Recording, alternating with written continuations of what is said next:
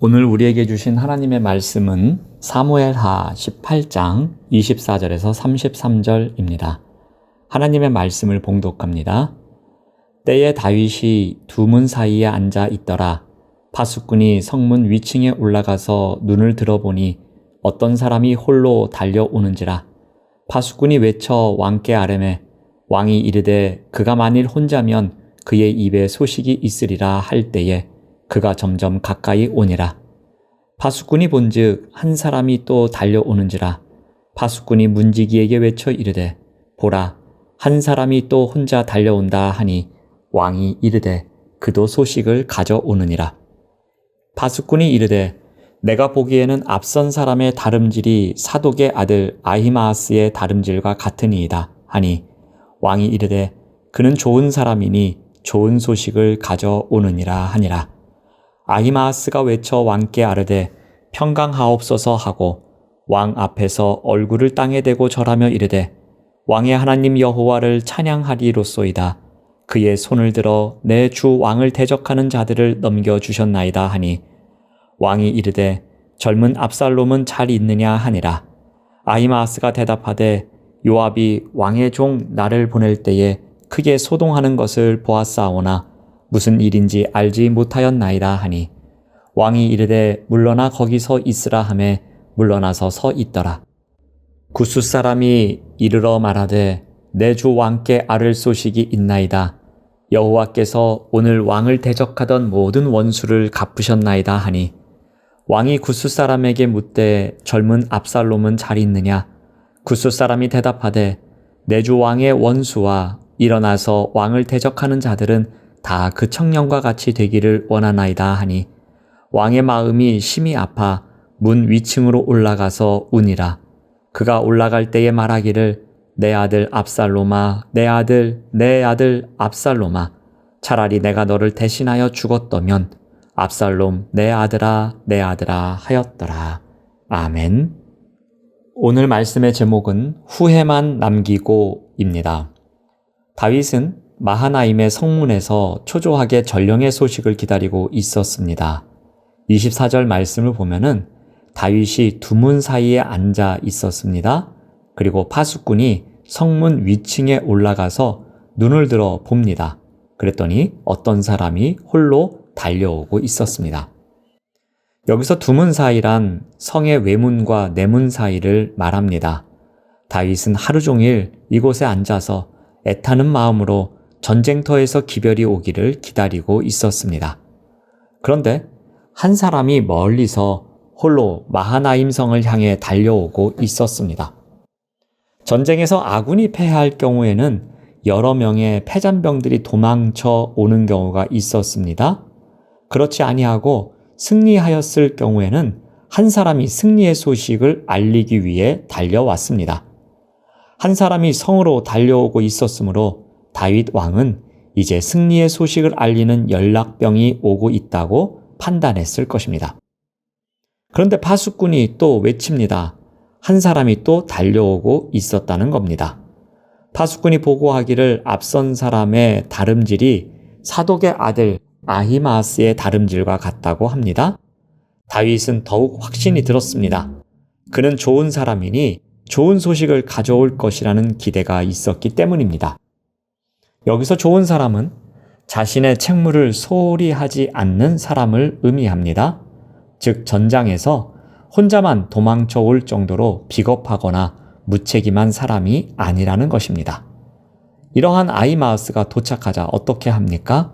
먼저 왕께 평강의 인사를 전합니다. 왕에 대한 충성과 존경심의 표시로 얼굴을 땅에 대고 절합니다. 왕의 하나님 여호와를 찬양합니다. 그리고 승리의 소식을 전합니다. 아히마아스는 승리의 비결을 하나님의 손에 두고 있습니다. 하나님의 손이 대적들을 넘겨주셨다고 보고합니다.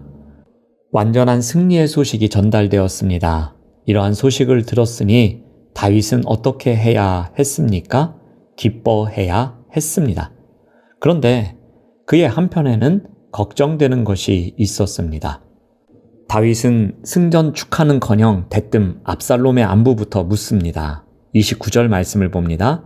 왕이 이르되 젊은 압살롬은 잘 있느냐? 다윗 왕의 질문에 아히마아스는 움찔했을 것입니다. 승전 소식을 전하기 위해 달려온 아히마아스는 승전 소식을 전한 대가를 기대했을 것입니다. 그런데 의외의 반응에 적지 않게 당황합니다. 동시에 요압이 왜 자신을 보내지 않으려 했는지를 짐작했을 것입니다. 아히마아스는 다윗이 원하는 답을 하지 않습니다. 그는 분명히 압살롬이 어떻게 죽었는지를 알고 있었습니다. 하지만 그는 나를 보낼 때에 무슨 일인지 알지 못하였습니다. 라고 얼버무립니다. 이때 또 한 명의 전령이 도착합니다. 31절 말씀을 봅니다.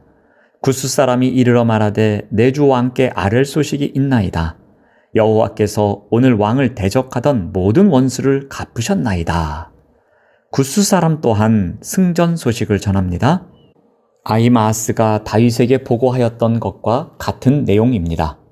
그 또한 다윗이 전쟁의 결과를 궁금히 여기리라 생각하고 먼저 이 같은 보고를 올렸을 것입니다. 다윗은 이번에도 마찬가지로 승전 축하하는커녕 대뜸 압살롬의 안부부터 묻습니다. 32절 말씀을 봅니다. 왕이 구스 사람에게 묻되 젊은 압살롬은 잘 있느냐? 29절에 이어 다윗이 다시 압살롬의 신변부터 염려하고 있는 장면입니다. 구스인은 압살롬의 죽음에 대해 보고합니다. 구스 사람은 요압과 다윗 그리고 압살롬 사이의 미묘한 관계를 아히마아스보다 몰랐던 것 같습니다. 그래서 그는 자신이 전해야 할 말을 가감없이 전달합니다.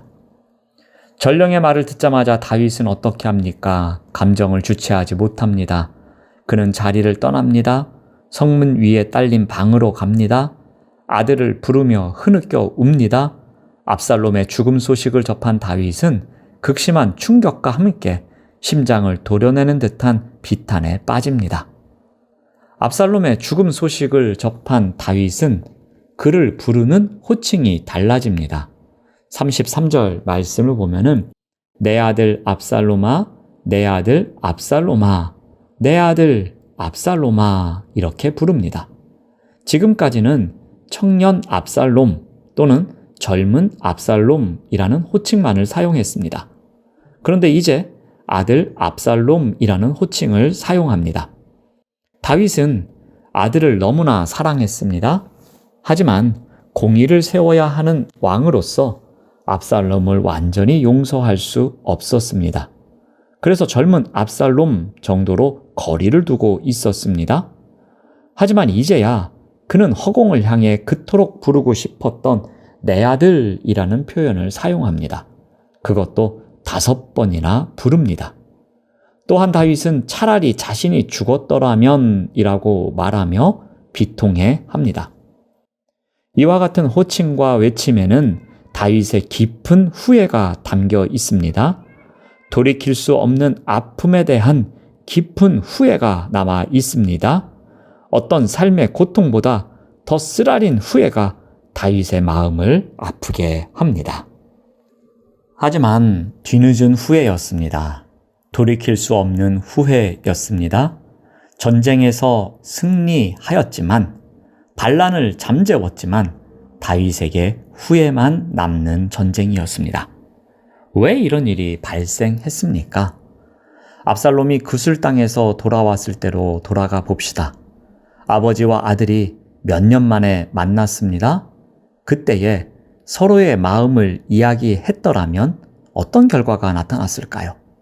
아들을 향한 다윗의 사랑이 표현되었더라면 어떠했을까요? 아들을 향한 다윗의 마음이 솔직하게 전달되었더라면 어떠한 결과가 나타났을까요? 다윗과 압살롬의 결말은 후회만 남고 맙니다. 우리 또한 후회만 남는 일이 얼마나 많이 있습니까? 무엇을 했어야만 했는데 라는 후회를 얼마나 많이 합니까? 자녀 사랑의 방식에 대한 후회도 있습니다. 부모 사랑의 방식에 대한 후회도 남습니다. 자신이 걸어온 인생길에 대한 후회도 남습니다.